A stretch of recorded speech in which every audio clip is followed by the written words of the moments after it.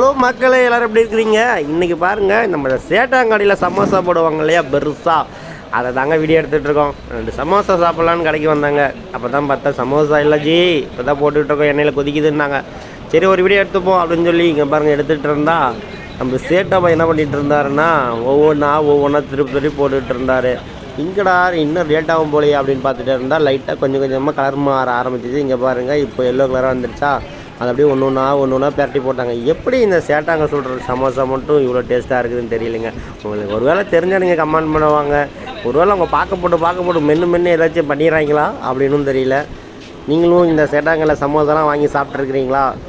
நிறைய பேர் வந்து பார்த்திங்கன்னா இந்த சேட்டாங்கல்ல டீ குடிச்சிட்டு சமோசா சாப்பிட்லாம் அப்படின்னு நிறைய ஆசைப்படுவீங்க. அதனால் பிடிச்சிருந்தா நீங்கள் கமெண்ட் பண்ணுங்கள். நெக்ஸ்ட்டு பார்த்தீங்கன்னா நானும் சமோசா ஒன்று சாப்பிட்டேங்க. 3 பார்சல் வாங்கிட்டேன். பார்சல் சொல்லியிருக்கேன் பாருங்கள். இப்போ செட்டப் பையா பார்சல் அந்த கொட்டி கொடுப்பாரு பாருங்கள், அதில் கொட்டிட்டாங்க. அடுத்து ஒரு 3 சமோசா நமக்கு போடுங்க அப்படின்னு சொன்னேன். 3 சமோசா போட்டாங்க.